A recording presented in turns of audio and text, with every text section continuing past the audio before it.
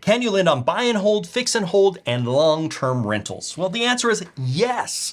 And there's a lot of ways to actually make this happen. So one of the things that we can do, if you want to do what's called a fix and hold, this is where you're going to buy the property using our hard money.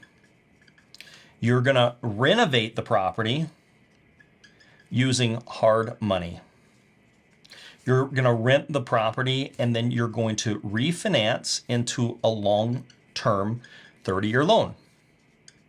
This loan is short-term, 5 to 9 months, something like that.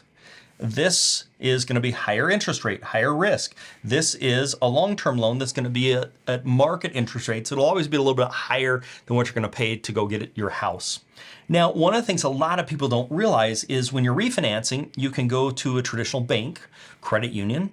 They're going to want tax returns, income statements, all those things. Or you can do what's called a DSCR, which is an investor loan. It's a debt service coverage coverage ratio, which basically means if your property rents for $2,000 a month, they're going to want to make sure it's like 1.2. They're going to want to make sure that your loan is no more than $1,600.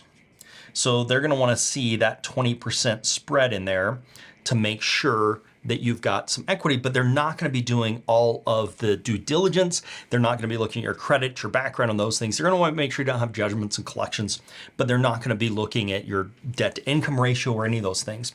We do have options where we can do DSCR loans for you. So we can do the hard money loan for you. And depending upon the situation, we have the ability to do what's called a DSCR loan for you. Or you can go and get a long-term loan from a traditional bank from somewhere else and refinance out. If you are going to do this fix and hold or this BRRRR type strategy, you actually want to get approved for whichever financing you're doing before you actually do the acquisition. And that's something we can help you out with as well.